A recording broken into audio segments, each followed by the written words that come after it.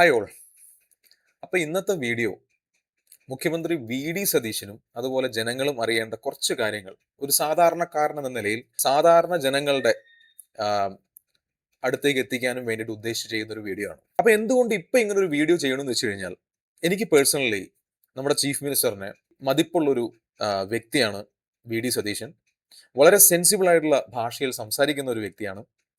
അല്ലാതെ കുറെ കോംപ്ലിക്കേറ്റഡ് ആയിട്ടുള്ള കാര്യങ്ങൾ മനുഷ്യന് മനസ്സിലാവാത്ത രീതിയിൽ പറയാതെ, അല്ലെങ്കിൽ ഏതെങ്കിലും ഒരു പൊട്ട സിദ്ധാന്തങ്ങളുടെ അടിമയായിട്ടിരിക്കുന്ന ഒരു വ്യക്തിയാണെന്ന് എനിക്ക് തോന്നാത്ത ഒരു ചീഫ് മിനിസ്റ്ററാണ് സതീശൻ.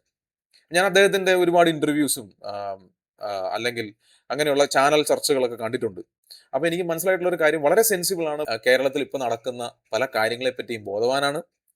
അപ്പൊ അങ്ങനെയുള്ള ഒരു വ്യക്തിക്കാണല്ലോ അതിന്റെ ഒരു സൊല്യൂഷൻ കണ്ടെത്താം. നമുക്ക് ആദ്യം എന്താണ് നമ്മുടെ നാട്ടിലെ പ്രശ്നം എന്ന് മനസ്സിലാവുകയും അതൊരു സീരിയസ് ഇഷ്യൂ ആണെന്ന് ഐഡന്റിഫൈ ചെയ്താൽ മാത്രമേ നമുക്ക് അതിന്റെ സൊല്യൂഷനെ പറ്റി ചിന്തിക്കാൻ പറ്റുള്ളൂ. അപ്പൊ എനിക്ക് തോന്നിയിട്ടുള്ളത് സതീശൻ അങ്ങനെ ഒരു കാഴ്ചപ്പാടുള്ള ഒരു വ്യക്തിയാണ്. ഞാൻ തന്നെ എനിക്ക് പേഴ്സണലി കുറെ വർഷങ്ങളായിട്ട് നമ്മളുടെ സ്റ്റേറ്റിൽ ഉള്ള ഇഷ്യൂസ് എന്ന് തോന്നിയിട്ടുള്ളത് അദ്ദേഹം പലയിടത്തും പറയുന്നത് കേട്ടിട്ടുണ്ട്. അപ്പൊ അതുകൊണ്ട് അദ്ദേഹത്തിന്റെ പ്രയോറിറ്റി ആയിട്ട് എനിക്ക് പേഴ്സണലി പ്രയോറിറ്റി ആയിട്ട് നമ്മുടെ സംസ്ഥാനത്തിന് വേണ്ടി അദ്ദേഹം അല്ലെങ്കിൽ കോൺഗ്രസ് ഗവൺമെന്റ് എടുക്കണം എന്ന് തോന്നിയിട്ടുള്ള കുറച്ച് വിഷയങ്ങൾ ഒരുപാടുണ്ട്. പക്ഷെ ഇന്നിപ്പോ ഈ വീഡിയോയിൽ ഒരു 3 പോയിന്റ് പറയാമെന്ന് കരുതിയിട്ടാണ് ഈ വീഡിയോ ചെയ്യുന്നത്. എനിക്ക് ആദ്യം പറയാനുള്ള പോയിന്റ് നമ്പർ 1 കേരളത്തിന്റെ ലിക്കർ പോളിസിയെ പറ്റിയാണ്. ഇതിനു മുന്നേ ഉള്ള ഗവൺമെന്റ് പറഞ്ഞുകൊണ്ടിരുന്നത് മദ്യത്തിന്റെ ലഭ്യത കുറച്ചുകൊണ്ട് ഈ മദ്യാസക്തിയിൽ നിന്ന് ജനങ്ങളെ രക്ഷിക്കുക എന്നൊക്കെ പറയുന്ന ചില മാർക്കറ്റിംഗ്, അതിൽ പരസ്യങ്ങൾ ഇന്നസെന്റും KPSC എഴുതി അഭിനയിച്ച പരസ്യമൊക്കെ നമ്മളെല്ലാവരും കണ്ടതാണ്. അങ്ങനത്തെ പരസ്യമൊക്കെ ചെയ്തുകൊണ്ട് വന്നിട്ട് അവർ ചെയ്തത് എന്താണ്? അവർ ഒരുപാട് ബാറുകൾ തുറക്കുകയുണ്ടായി. അപ്പം അത് നമുക്ക് ഒരിക്കലും തെറ്റ് പറയാൻ പറ്റില്ല. കാരണം ജയിക്കാൻ വേണ്ടി ഒന്ന് പറയുക, പക്ഷെ പ്രാക്ടിക്കലി ചെയ്യേണ്ട കാര്യങ്ങൾ ചിലപ്പോൾ ചെയ്യേണ്ടി വരും.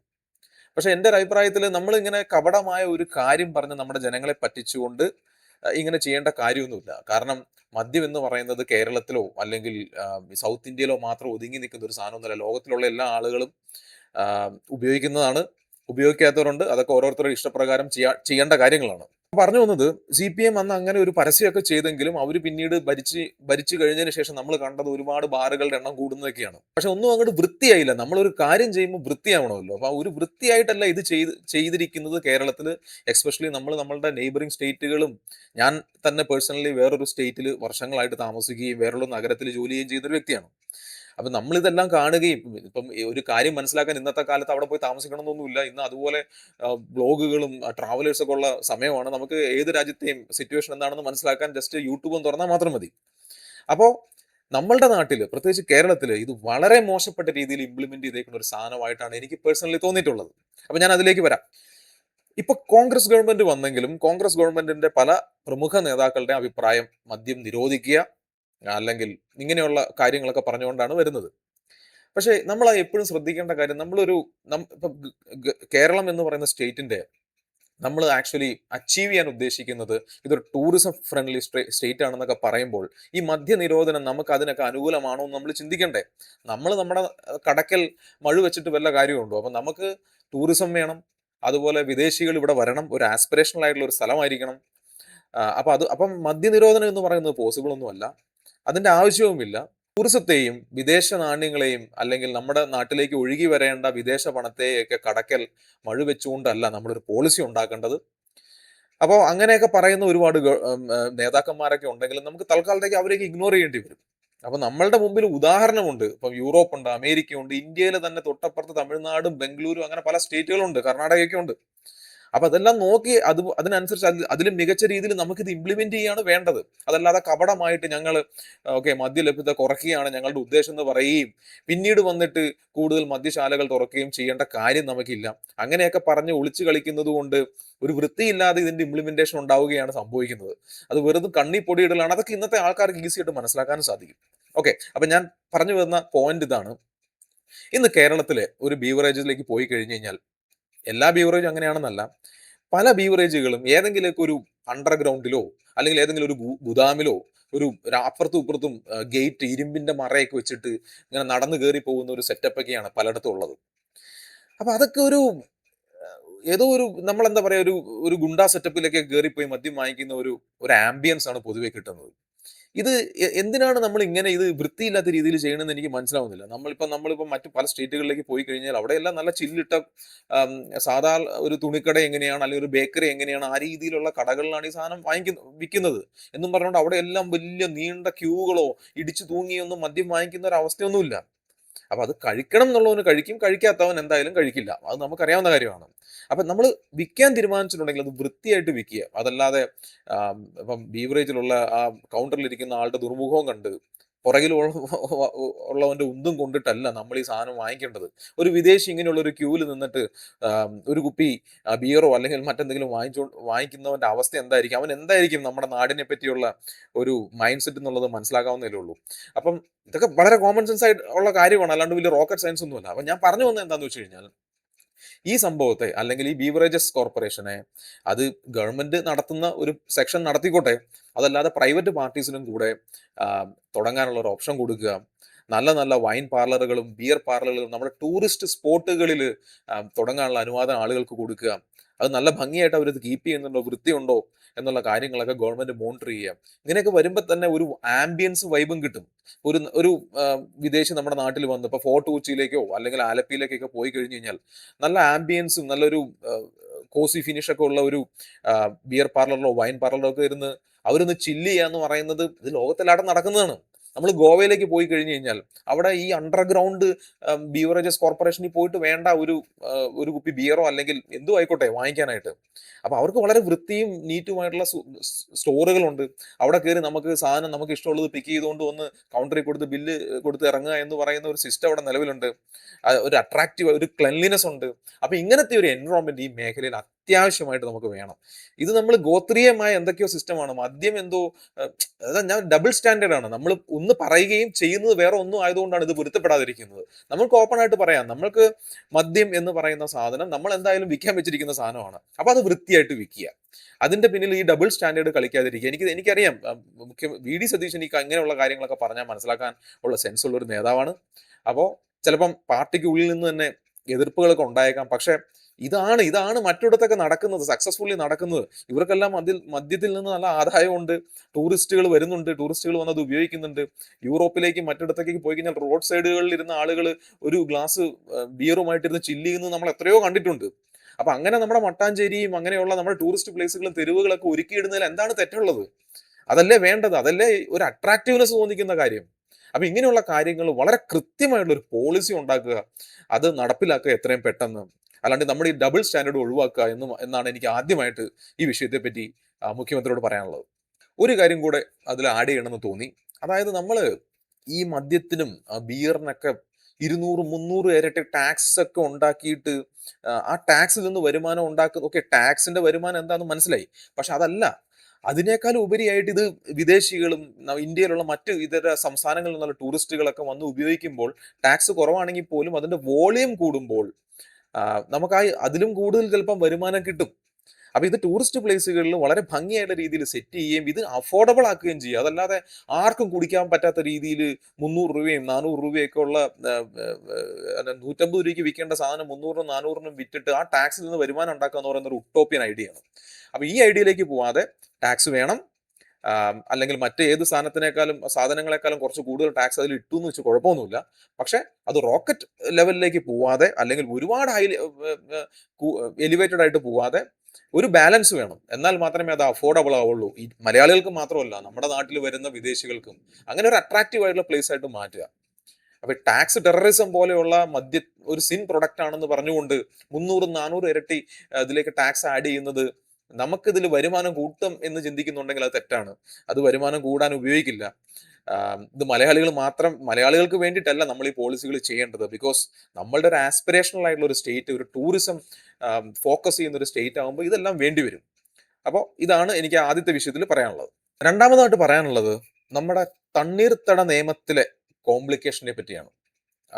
നമുക്കറിയാം, നമ്മുടെ പാടം നികത്താൻ പാടില്ല, കൺവേർട്ട് ചെയ്യാൻ പാടില്ല എന്ന് പറയുന്ന നിയമങ്ങളൊക്കെ ഉണ്ട്. ആ നിയമം ഉണ്ടാക്കിയവർക്ക് പോലും അറിയില്ല ആക്ച്വലി ആ നിയമത്തിൽ എന്തെല്ലാം കോംപ്ലിക്കേഷൻസ് ഉണ്ട് എന്നുള്ളത്. എനിക്കറിയാവുന്ന ഒരുപാട് ആളുകൾ കേരളത്തിൽ അവർ സിറ്റിയിലായിരിക്കാം താമസിക്കുന്നത്, അല്ലെങ്കിൽ പ്രൈം ആയിട്ടുള്ള ഏരിയയിലായിരിക്കാം അവരുടെ സ്ഥലം ഉള്ളത്. പക്ഷെ ഇത് ഇങ്ങനെയുള്ള കോംപ്ലിക്കേഷനിൽ നിൽക്കുന്നതുകൊണ്ട് ഇവിടെ വീട് പണിയാനോ അവിടെ ബിൽഡിംഗ് പണിയാനോ ഒരു ബിസിനസ് തുടങ്ങാനോ കറണ്ട് കണക്ഷൻ പോലും കിട്ടാൻ പറ്റാത്ത അവസ്ഥയിൽ, അല്ലെങ്കിൽ ബാങ്കിൽ ഒരു ലോൺ എടുത്ത് എന്തെങ്കിലും ഒരു ബിസിനസ്സോ അല്ലെങ്കിൽ മറ്റെന്തെങ്കിലും കാര്യങ്ങൾക്കും ചെയ്യാൻ, കാരണം ഇങ്ങനെയുള്ള ഈ ഇങ്ങനെയുള്ള പാടം ആണ് എന്ന് ഡോക്യുമെന്റ് ഉള്ള സ്ഥലങ്ങൾക്കോ അല്ലെങ്കിൽ തണ്ണീർത്തടം എന്നുള്ള ലേബലുള്ള സ്ഥലങ്ങൾക്കോ ഒന്നും നമുക്ക് ബാങ്കുകാർ ലോൺ തരില്ല. അപ്പൊ ഇങ്ങനെയുള്ള കോംപ്ലിക്കേഷൻ കിടക്കുന്ന ഒരുപാട് ആളുകൾ നമ്മുടെ നാട്ടിലുണ്ട്. അപ്പൊ അതുകൊണ്ട് തന്നെ അവരുടെ ജീവിതം മുന്നോട്ട് പോകാൻ ബുദ്ധിമുട്ടുള്ള ഇങ്ങനെയുള്ള കോംപ്ലിക്കേറ്റഡ് ആയിട്ടുള്ള ഈ സാധനങ്ങളെ ഒന്ന് റീക്ലാസിഫൈ ചെയ്തുകൊണ്ട്, ഫോർ എക്സാമ്പിൾ എനിക്ക് ഇതിന്റെ ഈ പാടം തണ്ണീർത്തടം നികത്താൻ പാടില്ല എന്ന് പറയുന്നവരുടെ ഐഡിയ ഒക്കെ നമുക്ക് മനസ്സിലാവും. ഭക്ഷ്യസുരക്ഷയൊന്നും അല്ല ഇവിടെ നമ്മൾ, കാരണം ഈ കേരളം കൃഷി ചെയ്തിട്ട് വേണം കേരളം അരി അല്ലെങ്കിൽ ചോറ് തിന്നാൻ എന്ന് പറയുന്ന ഉട്ടോപ്യൻ ആശയങ്ങളൊന്നും ഇന്ന് ആരും വിശ്വസിക്കുന്നില്ല. നമുക്ക് വേണ്ട പല കാര്യങ്ങളും നമ്മളെക്കാൾ കൂടുതൽ ഭൂവിസ്തൃതിയുള്ള സ്റ്റേറ്റുകൾ ചിലപ്പം കൾട്ടിവേറ്റ് ചെയ്യും. ചിലപ്പോൾ അവരോട് ഒരിക്കലും ഒരു കാലത്തും നമുക്ക് കോമ്പറ്റീറ്റ് ചെയ്തുകൊണ്ട് വില കുറഞ്ഞ അരിയൊന്നും കേരളത്തിൽ ഉത്പാദിപ്പിക്കാൻ സാധിക്കില്ല. അപ്പൊ അതുകൊണ്ട് അവർ ഉത്പാദിപ്പിക്കുന്ന സാധനം നമ്മൾ ഉപയോഗിക്കുന്നതുകൊണ്ട് യാതൊരു തെറ്റുമില്ല. അത് ഇവിടെ തന്നെ ഉണ്ടാക്കിക്കൊള്ളുന്ന യാതൊരു നിർബന്ധവുമില്ല. പക്ഷെ കേരളത്തിൻ്റെതായ ഒരു ആർക്കിടെക്ചർ ഉണ്ട്, അല്ലെങ്കിൽ ഒരു ബ്യൂട്ടി ഉണ്ട്, ഒരു എന്താ പറയാ, ഒരു പ്രകൃതി രമണീയതയുണ്ട്. അപ്പൊ അതിന്റെ ഭാഗമാണ് നമ്മുടെ പാടശേഖരണം എന്നൊക്കെ പറയുന്നത് നമുക്ക് മനസ്സിലാക്കാം. അപ്പൊ അതുകൊണ്ട് ഇപ്പൊ പാലക്കാടും അങ്ങനെ മറ്റു പല സ്ഥലങ്ങളിലുള്ള പാടശേഖരങ്ങൾ, ഹെക്ടർ കണക്കിന് ഏക്കർ കണക്കിനുള്ള പാടശേഖരങ്ങളെല്ലാം നികത്താൻ അനുവാദം കൊടുക്കണം എന്നല്ല പറയുന്നത്. പക്ഷെ ഇതൊന്നും അല്ലാതെ ഹൈവേകളുടെ സൈഡിലുള്ള, അല്ലെങ്കിൽ 3 ഭാഗവും ഇപ്പം ഒരു നിലവിൽ തണ്ണീർത്തടം എന്ന് എന്താ പറയാ ഡോക്യുമെന്റ് ഉണ്ട്, പക്ഷെ എന്നാൽ അതിന്റെ 3 ഭാഗത്തും മറ്റ് കെട്ടിടങ്ങൾ ഓൾറെഡി വന്നു കഴിഞ്ഞ ഇങ്ങനെയുള്ള സ്ഥലങ്ങൾ നമ്മളിങ്ങനെ, എനിക്കറിയാം പല ഇതിന്റെ ഉടമസ്ഥരും കോടതികളിൽ പോകുന്നു, RDOമാരോട് അപേക്ഷകൾ വെക്കുന്നു. ഇതിങ്ങനെ വർഷങ്ങളോളം തള്ളിപ്പോയിക്കൊണ്ടിരിക്കുകയാണ്. അവർക്ക് അതുകൊണ്ട് യാതൊരു ജീവിതത്തിൽ ഒരു മുന്നേറ്റം ഇല്ലാത്ത അവസ്ഥയിലേക്ക് പോവുകയാണ്, ദുരിതം അനുഭവിക്കുകയാണ്. പല ഫാമിലികൾക്കും അവർക്ക് ആകെയുള്ള ഒരു തുണ്ട് ഭൂമി എന്ന് പറയുന്നത്, അല്ലെങ്കിൽ 10-30 സെന്റ് സ്ഥലം എന്ന് പറയുന്നത് ചിലപ്പം ഈ ഒരു എന്താ പറയാ DPRലൊക്കെ ഇൻക്ലൂഡഡ് ആയിട്ടുള്ള തണ്ണീർത്തടമായിട്ട് കിടക്കുമായിരിക്കാം. അപ്പൊ അതുകൊണ്ട് അവിടെ അവർക്കൊരു ചിലപ്പം ഒരു റോഡ് സൈഡിലായിരിക്കാം 4 കടമുറി പണിത് കഴിഞ്ഞാൽ വരുമാനം കിട്ടുന്ന ഒരു അവസ്ഥ ഉണ്ടായിരുന്നിരിക്കാം. പക്ഷെ ഇങ്ങനെയുള്ള ഒരു കോംപ്ലിക്കേഷൻ കാരണം ഇതൊന്നും നടക്കാതിരിക്കുകയാണ്. അപ്പൊ ഇങ്ങനെയുള്ള സംഭവങ്ങളെല്ലാം ഒന്നില്ലെങ്കിൽ ഈ DPRൽ നിന്ന് പുറത്ത് കടത്തിക്കൊണ്ട് അതൊരു കരഭൂമിയാണെന്നോ അല്ലെങ്കിൽ നികത്താനോ ഉള്ള അനുവാദം കൊടുക്കുക. കൊച്ചി നഗരത്തിന് നടുക്ക് 15-30 സെന്റ് സ്ഥലം പാടമാണെന്നുള്ള രേഖ ഉള്ളത് കൊണ്ട് കെട്ടിടം പണിയാതെ ദുരിതം അനുഭവിക്കുന്ന എത്രയോ ആളുകളുണ്ട്. അപ്പൊ ഇതുകൊണ്ടൊക്കെ ഈ പറയുന്ന 20-30 സെന്റ് കൊച്ചി നഗരത്തിന്റെ ഉള്ളിലുള്ള പാടം കാണാനാണോ, ആ പാടം നികത്തിയാലാണോ നമ്മുടെ കേരളം പ്രശ്നത്തിലാവുന്നത്? അപ്പൊ അതൊന്നുമല്ല. അപ്പം നമ്മൾ ഇതൊക്കെ ഒരു ഉട്ടോപ്യൻ നിയമമായിട്ടാണ് എനിക്ക് പലപ്പോഴും തോന്നിയിട്ടുള്ളത്. അതിലൊരു ക്ലാരിറ്റി ഇല്ല എന്നുള്ളതാണ് ഏറ്റവും വലിയ പ്രശ്നം. അപ്പൊ ഈ ക്ലാരിറ്റി ഉണ്ടാക്കിയെടുക്കുക. ഇപ്പം ഒരു 16-20 ഹെക്ടർ സ്ഥലം പാടമായിട്ട് കിടക്കുന്നുണ്ടെങ്കിൽ അതെല്ലാം കൺവേർട്ട് ചെയ്യണമെന്നല്ല ഞാൻ നേരത്തെ പറഞ്ഞ പോലെ. പക്ഷെ ഇങ്ങനെ ഒറ്റപ്പെട്ട ഒരുപാട് സ്ഥലങ്ങൾ കിടപ്പുണ്ട്. അപ്പൊ അത് ഇനി നിങ്ങൾക്കത് കംപ്ലീറ്റ്ലി കരഭൂമിയായിട്ട് റീക്ലാസിഫൈ ചെയ്യാൻ പറ്റില്ല എന്നുണ്ടെങ്കിൽ അവിടെ ഒരു കെട്ടിടം പണിയാനുള്ള പെർമിഷൻ കൊടുക്കുകയോ അല്ലെങ്കിൽ ടെമ്പററി ബിൽഡിംഗ് പണിയാനുള്ള പെർമിഷൻ കൊടുക്കുകയോ ഒക്കെ ചെയ്യേണ്ടതാണ്. കാരണം ആളുകൾക്ക് ജീവിതവുമായിട്ട് മുന്നോട്ട് പോകണം. അപ്പൊ അതിനുള്ള ഒരു അവസരം നമ്മൾ ഉണ്ടാക്കി കൊടുക്കുക. പിന്നീട് കേരളത്തിൽ നമ്മൾ കാണുന്ന ഒരു ട്രെൻഡ് എന്താണെന്ന് വെച്ച് കഴിഞ്ഞാൽ, കഴിഞ്ഞൊരു 20 കൊല്ലമായിട്ട് അല്ലെങ്കിൽ ഒരു 15 കൊല്ലമായിട്ട് കുറഞ്ഞത് കേരളത്തിൽ ലാൻഡിന് പ്രൈസ് കൂടുന്നില്ല. എന്ന് പറഞ്ഞാൽ അതിന്റെ അർത്ഥം എന്താണ്? ഈ ലാൻഡിന് പ്രൈസ് ഇപ്പൊ നമ്മൾ മറ്റേത് സ്റ്റേറ്റിലേക്ക് നോക്കി കഴിഞ്ഞു കഴിഞ്ഞാൽ ഒരു 7%, 8% ഇൻഫ്ലേഷനേക്കാളും മേളിൽ ലാൻഡിന് പ്രൈസ് കൂടിയാൽ മാത്രമേ വരുന്ന തലമുറ കുറച്ചെങ്കിലും സമ്പന്നരായി വരുള്ളൂ. ഇന്നിപ്പോ കേരളത്തിൽ നടക്കുന്ന ഒരു 15 കൊല്ലമായിട്ട് ഭൂരിഭാഗം സ്ഥലങ്ങളിലെയും പ്രൈസ് എയ്തർ സ്റ്റാഗ്നന്റ് ആണ് അല്ലെങ്കിൽ കുറഞ്ഞു പോയിക്കൊണ്ടിരിക്കുകയാണ്. അതിന് പല ഫാക്ടേഴ്സ് ഉണ്ട്. അതിന്റെ ഒരു ഫാക്ടർ എന്ന് പറയുന്നത് നമ്മൾ പുറത്തേക്ക് പോവുകയാണ്, ആളുകൾ പുറത്തേക്ക് പോവുകയാണ്, വീടും സ്ഥലവും ഒക്കെ സെല്ല് ചെയ്യാൻ ഇട്ടേക്കാണ്. അപ്പൊ ഇങ്ങനെയുള്ള ഒരുപാട് പ്രശ്നങ്ങൾ അവിടെ ഉണ്ട്. അപ്പൊ അതില്ലെന്നല്ല ഞാൻ പറയണത്.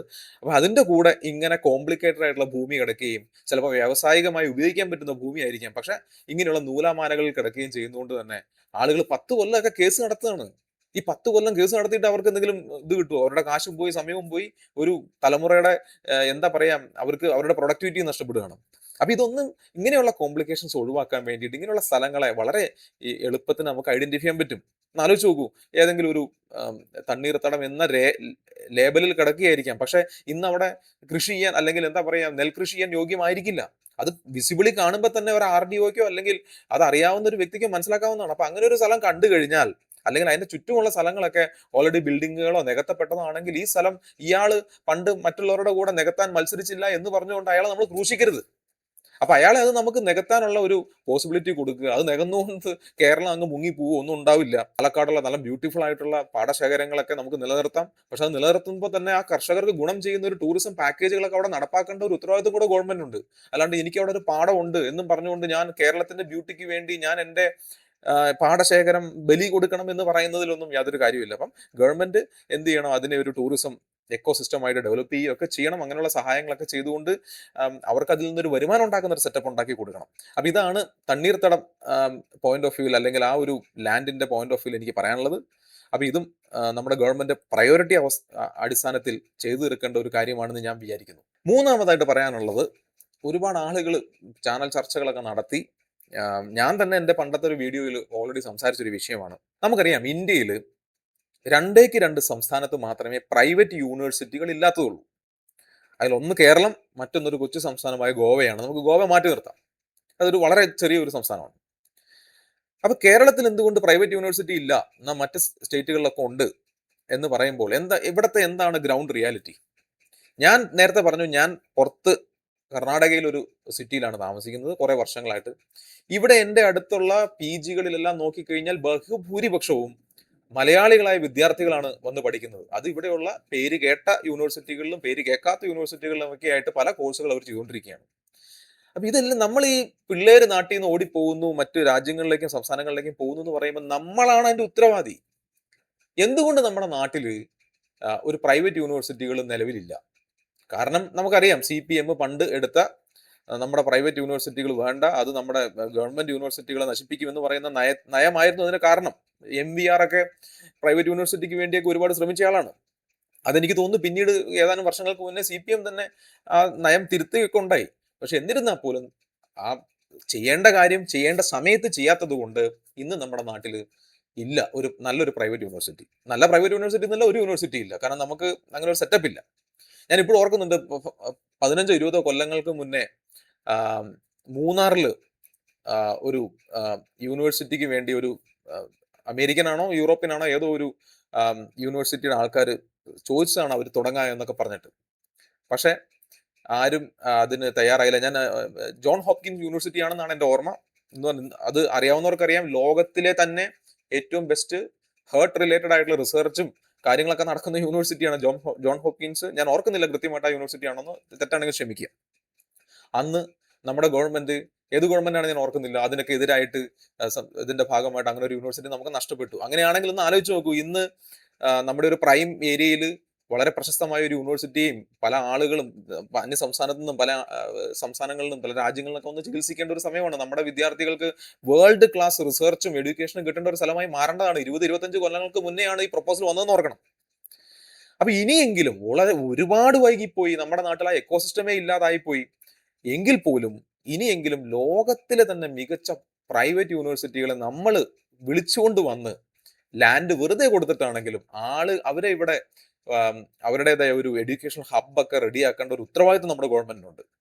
കാരണം അങ്ങനെ വന്നു കഴിഞ്ഞു കഴിഞ്ഞാൽ, നമ്മൾ ഇപ്പോൾ UK-ലോ US-ലോ ഒക്കെ പോയി പഠിക്കുമ്പോൾ നമുക്ക് 30-50 ലക്ഷം രൂപ ചെലവ് വരുമെന്നുണ്ടെങ്കിൽ ചിലപ്പോൾ ഒരു 10 ലക്ഷം രൂപയ്ക്ക് ഇങ്ങനെയുള്ള യൂണിവേഴ്സിറ്റികളിൽ പഠിക്കാൻ പറ്റും എന്ന് പറഞ്ഞു കഴിഞ്ഞാൽ 5-1 കാശ് മാത്രം മതി. അപ്പൊ ഈ 50 ലക്ഷം രൂപ ലോൺ എടുത്തുകൊണ്ട്, അതായത് റിവേഴ്സ് റെമിറ്റൻസ് നടക്കുന്ന നമ്മുടെ VD സതീശൻ തന്നെ അതിനെപ്പറ്റി അക്നോളജ് ചെയ്തതായിട്ട് ഞാൻ കേട്ടു. നമ്മുടെ നാട്ടിൽ നിന്ന് ലോൺ എടുത്ത് സ്ഥലം വിറ്റും ഒക്കെ പുറത്തേക്ക് പോവാണ്. ഈ അവസ്ഥ ഉണ്ടാക്കാതെ ആ യൂണിവേഴ്സിറ്റികൾ ഇങ്ങോട്ട് വിളിച്ചുകൊണ്ട് വരിക. ഒന്ന് ആലോചിച്ച് നോക്കുക, കേരളത്തിന് പരമ്പരാഗതമായി ഉള്ള ഒരു ഇമേജ് ആണ് ഓൾ ഇന്ത്യയിൽ വളരെ വിദ്യാഭ്യാസമുള്ള 100% ലിറ്ററസി ഉള്ള സ്റ്റേറ്റ് എന്നുള്ള ഇമേജ് ഒക്കെ ഉള്ളതാണ്. പക്ഷെ എന്നിട്ടും നമ്മുടെ വിദ്യാർത്ഥികൾ എങ്ങോട്ടാ പഠിക്കാൻ പോകുന്നത്? തമിഴ്നാട്ടിലേക്കും ബാംഗ്ലൂരിലേക്കും കർണാടകയിലേക്കും ഉത്തർപ്രദേശിലേക്കും ഗുജറാത്തിലേക്കും വരെ പഠിക്കാൻ പോവാണ്. എന്തിനാണ് ഈ അവസ്ഥ ഉണ്ടാക്കുന്നത്? ഓക്കെ, ഇവിടുത്തെ ഗവൺമെന്റ് യൂണിവേഴ്സിറ്റികൾ അടച്ചുപൂട്ടണമെന്നൊന്നും അല്ല പറയണത്. നിങ്ങൾ പ്രൈവറ്റ് യൂണിവേഴ്സിറ്റികൾ നടത്താൻ സമ്മതിക്കുക, അവരുടേതായ സ്റ്റാൻഡേർഡിൽ നടത്തിക്കോട്ടെ. അവിടെ അഫോർഡബിൾ ആയിട്ട് പഠിക്കാൻ, അല്ലെങ്കിൽ അവിടുത്തെ ഫീസ് സ്ട്രക്ചറിൽ പഠിക്കാൻ താല്പര്യമുള്ളവർ അവിടെ പോകും. ഗവൺമെന്റ് യൂണിവേഴ്സിറ്റിയാണ് മികച്ചതെന്ന് തോന്നുന്നു, അവിടെ പോകും. അതിന് നിങ്ങൾക്ക് എന്താണ് പ്രശ്നം? ഇത് ഇവിടുത്തെ പ്രശ്നം, ഈ സ്റ്റുഡൻസ് യൂണിയനുകൾക്ക് കൂത്താടാനുള്ള അവസരം അവിടെ കിട്ടൂല്ലോ പ്രൈവറ്റ് യൂണിവേഴ്സിറ്റികളും കോളേജുകളും ഒക്കെ ആകുമ്പോൾ. അപ്പൊ ഈ ഇടുങ്ങിയ ചിന്താഗതിയും ഇങ്ങനെയുള്ള കാര്യങ്ങളൊക്കെ മാറ്റി നിർത്തുക. ഒരു കാര്യം കൂടെ ഇതിനോട് ഒപ്പം പറയാനുണ്ട്. എനിക്ക് തോന്നുന്നു ഇന്ത്യയിൽ തന്നെ ഏറ്റവും കൂടുതൽ സ്റ്റുഡൻസ് യൂണിയൻ ഉള്ളതാണ്. KSUവും SFI ഒക്കെ ഉള്ളതാണ് നമ്മുടെ നാട്ടിൽ. എന്നിട്ട് ഇന്ത്യയിൽ തന്നെ എത്ര ടോപ്പ് 10 യൂണിവേഴ്സിറ്റികൾ കേരളത്തിൽ നിന്നുണ്ട്? ലോകത്തിലെ കാര്യം പോട്ടെ. ഈ സ്റ്റുഡൻസ് യൂണിയനുകൾ നമ്മൾക്ക് എന്താ ഉണ്ടാക്കിയത്? ഇന്ന് മഹാരാജാസ് കോളേജിലേക്കോ അല്ലെങ്കിൽ യൂണിവേഴ്സിറ്റി കോളേജിലേക്കോ നടന്ന് കയറി ചെന്ന് കഴിഞ്ഞാൽ നമ്മൾ കാണുന്നത് ഒരു പാർട്ടി ഓഫീസിലേക്ക് പോകുന്ന അവസ്ഥയാണ്. അതൊരു വിദ്യാലയമാണെന്ന് നോക്കുമ്പോൾ പോലും മനസ്സിലാക്കുന്ന രീതിയിലുള്ള അതിന്റെയൊക്കെ അവസ്ഥ. കുറെ കൊടിതോരണങ്ങൾ, പാർട്ടിയുടെ കുറെ കൊടിതോരണങ്ങളും അടയാള ചിഹ്നങ്ങളും ഒക്കെ ആയിട്ട് വിദ്യാഭ്യാസമൊന്നുമല്ല അവിടെ നടക്കുന്നത്. അവിടെ വേറെ എന്തൊക്കെയോ പരിപാടികളാണ് നടക്കുന്നത്. അപ്പൊ ഇങ്ങനത്തെ ഒരു അവസ്ഥയിലൊന്നും ഒരാളും പുറത്തുനിന്ന് ഇവിടെ പഠിക്കാൻ പറ്റില്ല. അപ്പൊ നമ്മൾ ആലോചിച്ച് നോക്ക്.